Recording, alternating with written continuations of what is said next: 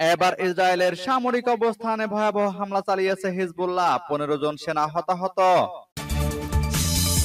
আরো বিস্তারিত জানিয়ে দিব। এদিকে দক্ষিণ লেবাননে ইসরায়েলের ব্যাপক বিমান হামলা। এবার ইসরায়েল বিপর্যয়কর জবাব পাবে, হুঁশিয়ারি ইরানের। এদিকে ইউক্রেনে যাচ্ছে ভারতের অস্ত্র, ক্ষুব্ধ রাশিয়া। আরো জানিয়ে দিব। এবার নেতানিয়াহু সহ শীর্ষ কর্মকর্তাদের হত্যার পরিকল্পনা। এদিকে ইউক্রেন যুদ্ধে নিহত রুশ সেনার সংখ্যা 70,000 ছাড়িয়েছে। আবারও ইসরায়েলের বোমা হামলায় গাজায় একদিনে নিহত অন্তত 28 জন। এবং সর্বশেষে জানিয়ে দিব। এদিকে ইসরায়েলকে হিজবুল্লাহ নেতার করা হুঁশিয়ারি। শুনছিলেন সংবাদ শিরোনাম, এখন বিস্তারিত। তবে তার আগে অনুরোধ থাকবে, এই ভিডিওতে একটি লাইক দিন এবং কমেন্টস করে জানিয়ে দিন আপনি কোন জেলা থেকে বা কোথায় থেকে আমাদের সাথে যুক্ত রয়েছেন। এবং সংবাদের সর্বশেষ গুরুত্বপূর্ণ আপডেট পেতে চ্যানেলটি সাবস্ক্রাইব করে আমাদের সঙ্গেই থাকুন। এবার ইসরায়েলের সামরিক অবস্থানে হিজবুল্লাহর হামলা, 15 জন সেনা হতাহত। লেবাননের সশস্ত্র গোষ্ঠী হিজবুল্লাহর হামলায় ইসরায়েলের 15 জন সেনা হতাহত হয়েছেন। ইসরায়েলের উত্তর অঞ্চলের একটি সামরিক অবস্থানে হিজবুল্লাহ যোদ্ধারা এই হামলা চালায়। বৃহস্পতিবার এক বিবৃতিতে হিজবুল্লাহ জানিয়েছে, দক্ষিণ লেবানন সীমান্তের কাছে ইসরায়েলের আল-মার্জ সামরিক ঘাঁটিতে তারা উপযুক্ত অস্ত্র ব্যবহার করে হামলা চালিয়েছে এবং এতে বড় রকমের হতাহতের ঘটনা ঘটেছে। হিজবুল্লাহ জানিয়েছে, ফিলিস্তিনের অবরুদ্ধ গাজা উপত্যকার জনগণ এবং তাদের লড়াইয়ের প্রতি সমর্থন জানিয়ে এ হামলা চালানো হয়েছে। এদিকে ইসরায়েলের সামরিক বাহিনী স্বীকার করেছে যে লেবানন থেকে ছোড়া ট্যাঙ্ক বিধ্বংসী ক্ষেপণাস্ত্রের আঘাতে তাদের 2 জন সেনা নিহত এবং 13 জন আহত হয়েছে।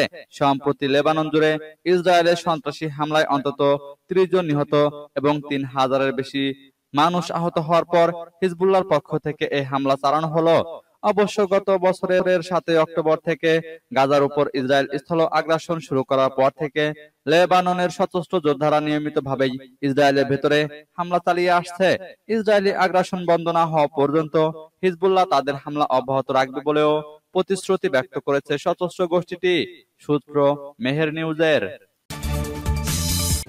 এদিকে দক্ষিণ লেবাননে ইসরায়েলের ব্যাপক বিমান হামলা।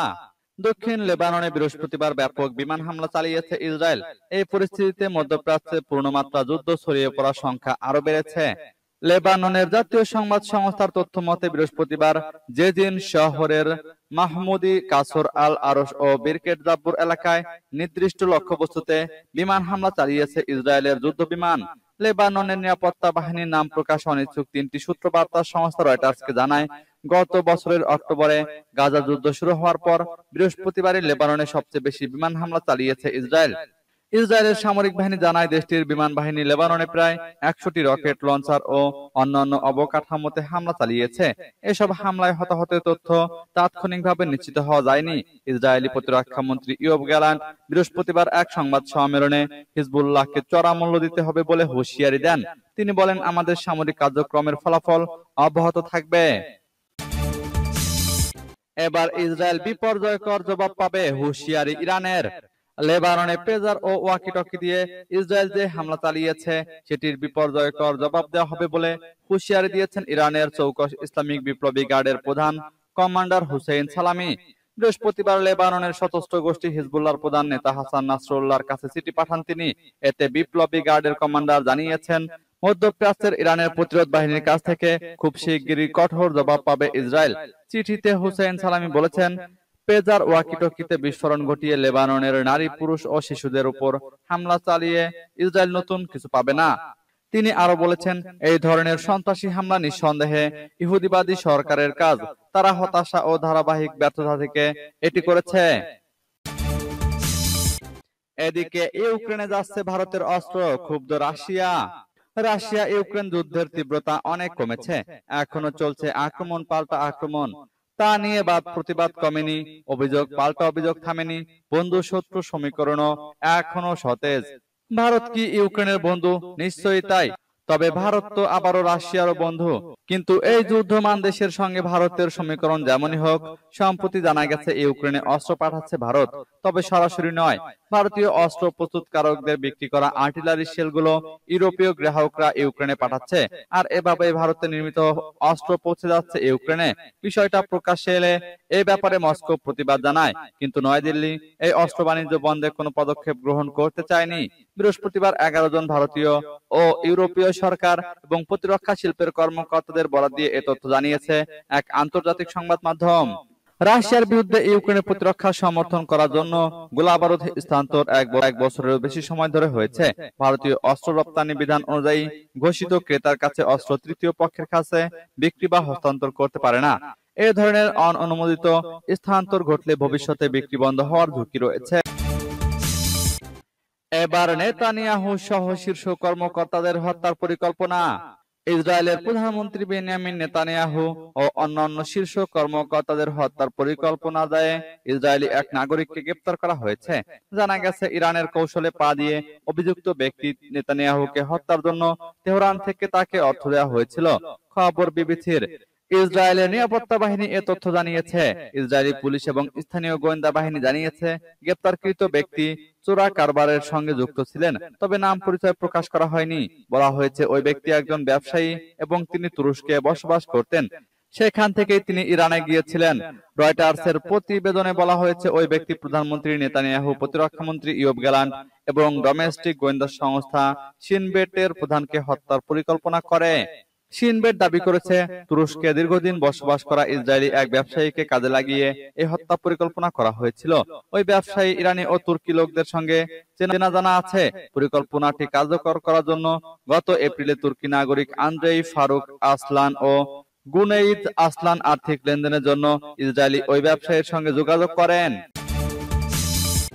এদিকে ইউক্রেন যুদ্ধে নিহত রুশ সেনার সংখ্যা 70,000 ছাড়িয়েছে।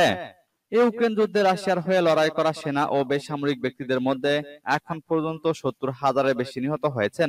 এক উপাত্ত বিশ্লেষণ থেকে বিবিসি এ তথ্য জানতে পেরেছে। 2022 সালের ফেব্রুয়ারি মাসে ইউক্রেনে সামরিক অভিযান শুরু করে রাশিয়া।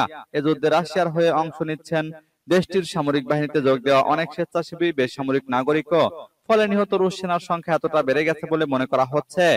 যুদ্ধ শুরুর পর থেকে প্রতিদিনই ইউক্রেনে নিহত রুশ সেনাদের নাম, শেষকৃত্য অনুষ্ঠান ও ছবি নিয়ে খবর রাশিয়ার বিভিন্ন গণমাধ্যম ও সামাজিক যোগাযোগ মাধ্যমে প্রকাশিত হচ্ছে। ইউক্রেনে নিহত 70,112 জন রুশ সেনার নাম শনাক্ত করতে পেরেছে বিবিসি। তবে নিহত সেনার প্রকৃত সংখ্যা উল্লেখযোগ্যভাবে বেশি বলে ধারণা করা হচ্ছে, কেননা কিছু পরিবার তাদের নিহত স্বজনদের বিষয়ে বিস্তারিত তথ্য শেয়ার করেনি। এই ব্যক্তিদের যাদের বিষয়ে তথ্য যাচাই করা যায়নি, তাদের নাম নিহত সেনাদের তালিকায় অন্তর্ভুক্ত করা হয়নি, আবার তাদের নামও যুক্ত করা হয়নি, যারা ইউক্রেনে রাশিয়া দখল করা দনেৎস্ক ও লুহানস্কে নিহত হয়েছেন। আবারও ইসরায়েলের বোমা হামলায় গাজায় একদিনে নিহত অন্তত 28 জন। ইসরায়েলের বোমা হামলায় ফিলিস্তিনের গাজা উপত্যকায় বৃহস্পতিবার অন্তত 28 জন নিহত হয়েছেন। এছাড়া গাজা সিটিতে পৃথক দুটি হামলায় নিহত হয়েছেন 12 জন। গাজার বেসামরিক প্রতিরক্ষা বাহিনীর বরাতে এ খবর জানিয়েছে আল জাজিরা। অন্যদিকে শুক্রবার সকালে বার্তা সংস্থা ওয়াফার বরাতে আল জাজিরা জানায়, দক্ষিণ, মধ্য ও উত্তর গাজায় বেশ কয়েকটি ভয়াবহ হামলার খবর পাওয়া গেছে গত কয়েক ঘন্টায়। দক্ষিণ গাজার খান ইউনিসের উত্তরে আল কারারা শহরের পূর্ব অংশে ইসরায়েলি যুদ্ধ বিমান বোমা হামলা চালিয়েছে। এতে 2 জন নিহত হয়েছেন। মধ্য গাজার মা গাজী ক্যাম্পের প্রবেশ পথে আল কুদস ওপেন ইউনিভার্সিটির কাছে ইসরায়েলি বাহিনী একটি গাড়িকে লক্ষ্য করে হামলা চালায়। এতে 2 জন নিহত হন। ওয়াফা জানিয়েছে, উত্তর গাজার গাজা সিটির দারাজ এলাকায় একটি বাড়িতে ইসরায়েলি সামরিক হামলায় নিহতের সংখ্যা বেড়ে 7 জনে দাঁড়িয়েছে। এর আগে আল জাজিরা জানিয়েছিল, আল শেখ পরিবারের বাড়িতে হামলায় নিহতদের মধ্যে 2 জন নারী রয়েছেন। এদিকে ইসরায়েলকে হিজবুল্লাহ নেতার করা হুঁশিয়ারি। ইসরায়েলকে করা হুঁশিয়ারি বার্তা দিয়েছেন ইরান সমর্থিত লেবাননের শক্তিশালী সশস্ত্র গোষ্ঠী হিজবুল্লাহ নেতা হাসান নাসরুল্লাহ। তিনি লেবাননে পেজার ও ওয়াকিটকি বিস্ফোরণের জন্য সরাসরি ইসরায়েলকে দায়ী করেছেন। ইসরায়েল সকল ধরনের রেড লাইন অতিক্রম করেছে বলে অভিযুক্ত করেছেন হিজবুল্লাহর এই নেতা। খবর বিবিসির। ইসরায়েলের এই হামলাকে নজিরবিহীন আঘাত হিসেবে উল্লেখ করেছেন তিনি। সেই সঙ্গে অঙ্গীকার করেছেন হিজবুল্লাহ লড়াই চালিয়ে যাবে এবং এর ন্যায্য শাস্তি দেওয়া হবে। লেবাননে গত মঙ্গল ও বুধবারের হামলায় অন্তত ৩৭ জন নিহত হয়েছে, আহত হয়েছে ৩,০০০-এর বেশি। তবে এসব হামলা দায় স্বীকার করেনি ইসরায়েল। ইসরায়েলি সামরিক বাহিনীর পক্ষ থেকে বলা হয়েছে, তারা হিজবুল্লাহর সন্ত্রাসী সক্ষমতা ও অবকাঠামো ধ্বংস এবং উত্তর ইসরায়েলের নিরাপত্তা নিশ্চিত করতে কাজ করছে। বৃহস্পতিবার ভাষণে হাসান নাসরুল্লাহ বলেছেন, শত্রুপক্ষ সকল নিয়ম, আইন এবং রেড লাইন অতিক্রম করেছে। তারা নৈতিক, মানবিক, আইনগত সহ কোনো কিছুই পরোয়া করেনি। সরাসরি হুমকি দিয়ে নাসরুল্লাহ বলেন, তোমরা আবার চ্যালেঞ্জ করেছ, আমরা আবার চ্যালেঞ্জ নিচ্ছি। আমি নেতানিয়াহু ও গ্যালান্টকে বলতে চাই, তোমরা কখনো লক্ষ্য অর্জন করতে পারবে না।